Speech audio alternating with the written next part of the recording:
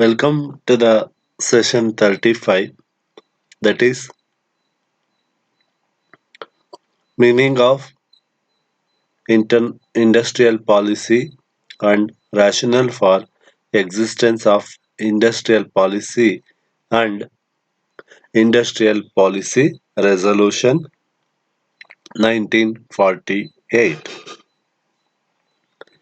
The main learning objective is to study the meaning of industrial policy and their existence of in the Indian economy and the industrial resolution of 1948. After studying this session, the students will be able to understand the industrial policy and the reasons and the rationale of industrial policy 1948 and the resolution of 1948 industrial policy. First, we know industrial policy. What is meaning of industrial policy?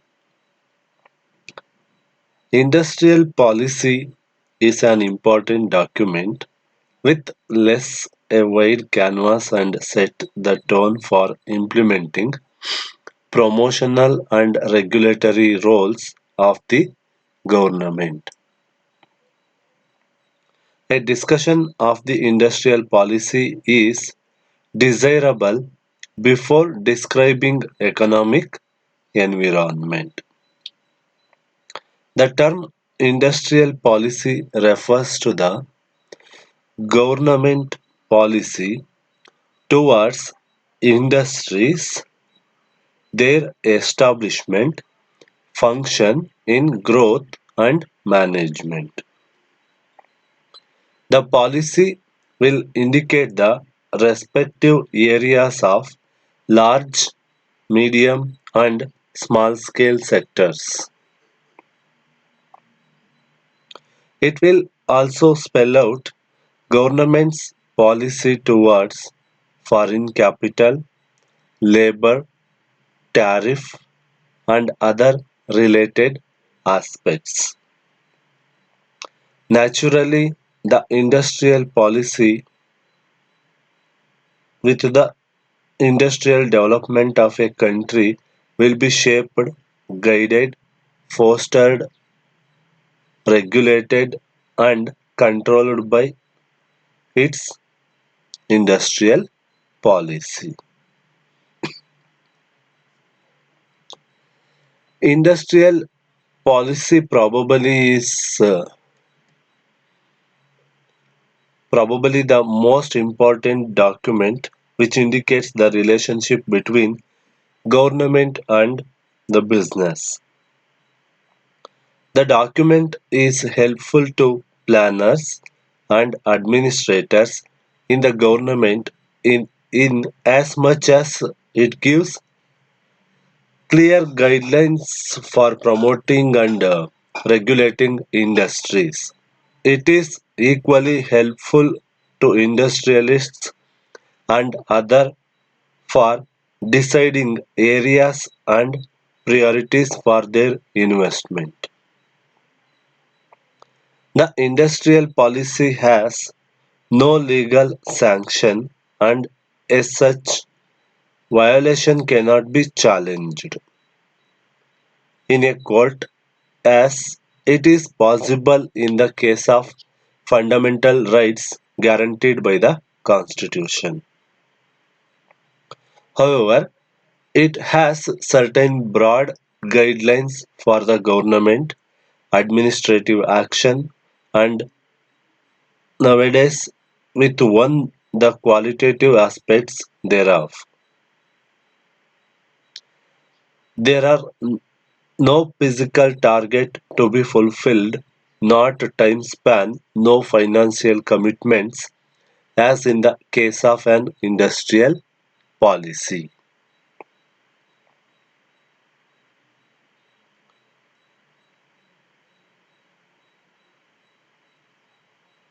There is only moral commitment on the part of the government to implement the policy in the word and spirit.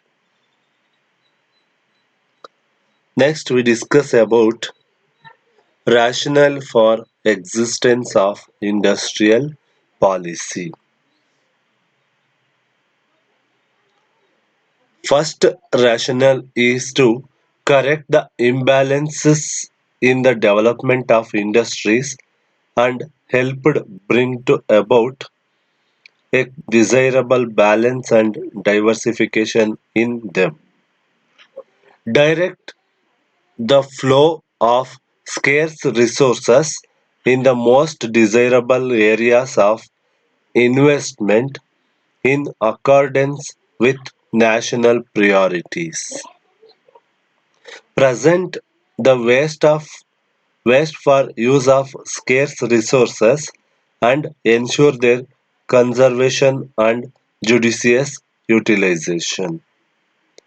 Here, there are certain rationales for existence of industrial policy tells the correct the imbalances in the development of industries and helped bring to about a desirable balance and diversification in them because giving equal opportunities to all the industries to grow and develop in all the areas of the country to ensure desirable balance and diversification among them.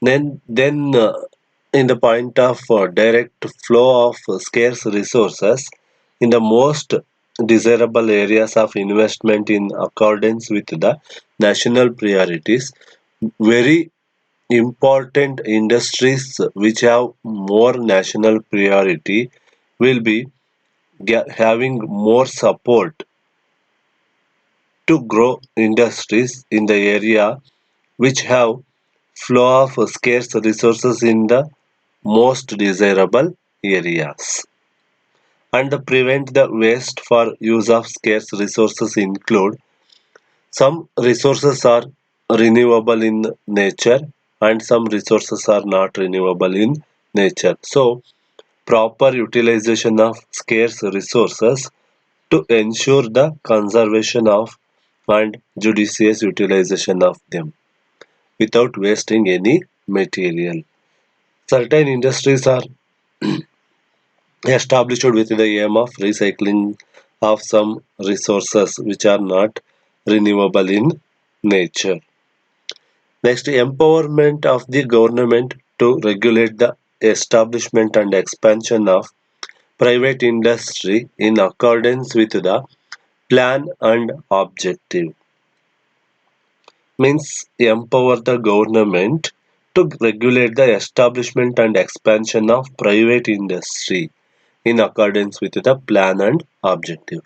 Only public industries are not enough to satisfy all the needs of the society. So they will give priorities to private sectors also to the well-being of the society.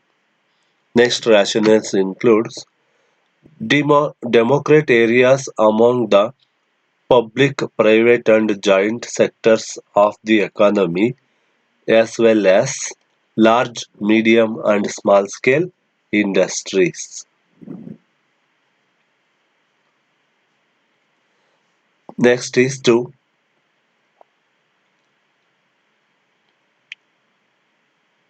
prevent through fiscal and monetary policies the formulation of monopolies and concentration of wealth in a few hands so that the evils associated with monopolies can be effectively curbed. Means prevent certain monetary fiscal policy imbalances which are formulated in monopolies and concentration of wealth in a few hands will be reduced and these evils which are associated with monopolies can be effectively minimized with the industrial policy because it will give so many opportunities to the small investors also. Lastly, give guidelines for importing foreign capital and the conditions on which such capital should be permitted to operate. So certain guidelines have to be issued for importing the foreign capital and investment pattern, and its utilization in various operations will be in guided line. Next we move to the Industrial Policy Resolution 1948. The first important industrial policy resolution was issued by the Government of India on April 6, 1948. The following were main features of the 1948 Industrial Policy Resolution. One is acceptance of the importance of both private and public sector. The Industrial Policy Resolution accepted the importance of both public and private sectors in the industrial economy of India. It assigned a progressively active role in the state because before that existence of new industrial policy, before existence of any industrial policy, there is not much more importance is given to private sectors because to minimizing this importance of imbalances of public and private partialities, this will came into existence to improve the both public and private sectors relationship and improve the economy through the coordination of public and private industries. Next is division of the industrial sector. The resolution divided the industries into four categories. These categories were as under follows.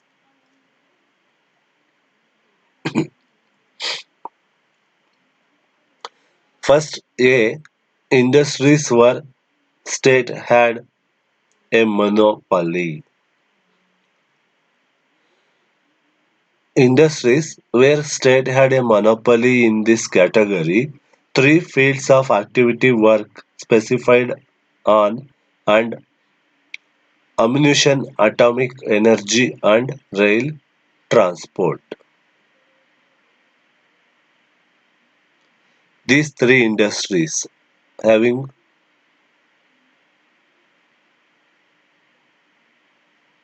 three categories, three fields of activities which are specified are ammunition, atomic energy and rail transport because these are all under central government control.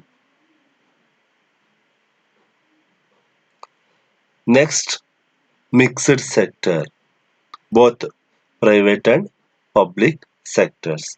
In this category, six industries were specified.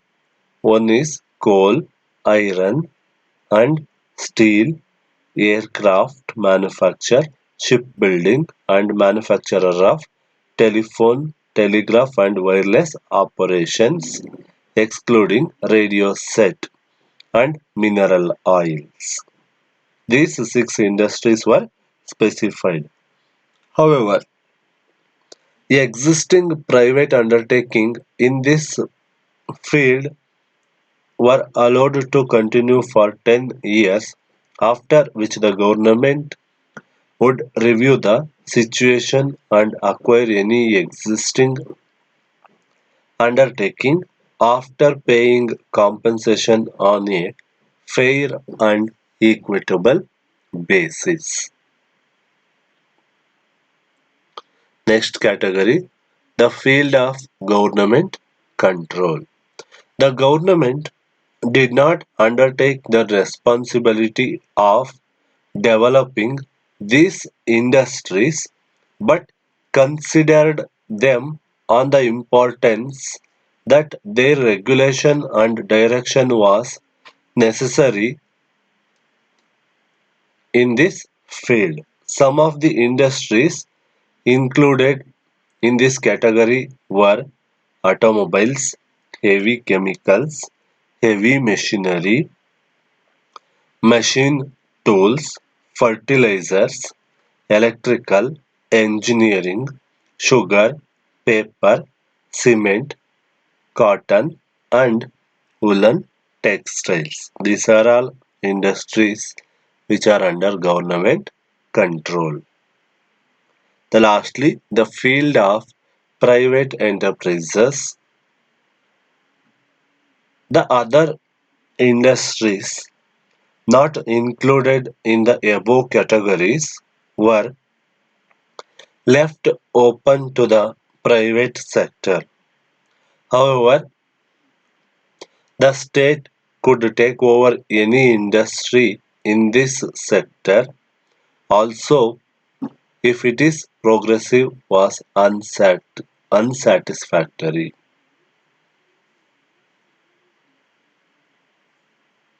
These are the division of industrial sector. These four divisions are very important for the nation. Next resolution is role of small and cottage industries. The 1948 resolution accepted the importance of small and cottage industries in industrial development. These industries are particularly suited for the utilization of local resources and for creation of employment opportunities. So the role of small and cottage industries are very important and play very crucial and important role with this industrial resolution because of creating more employment as well as utilization of local available resources. So small scale industries were prioritized in this resolution. Lastly, the other important features of this industrial policy include the role of foreign capital in industrial development of the economy was recognized, but the need for regulation and controlling it according to the needs of the domestic economy was deemed to essential. Therefore, it was started that in those industries where foreign investment was to be done, Indians should have a major say in the ownership and management. The resolution calling for harmonious relations between the management and labor, since this was necessary for the industrial development. For this purpose, the resolution enunciated a policy of just labor conditions where in workers should be given fair wages for purpose of maintaining industrial peace and labor participation in the management was also stressed very much. So certain industrial imbalances have to be minimized in this industrial policy resolutions. These are all the meaning of industrial policy and the rationale for existence of industrial policy and the industrial policy resolutions of 1948. These are all the important points and concepts which we were discussed in this session.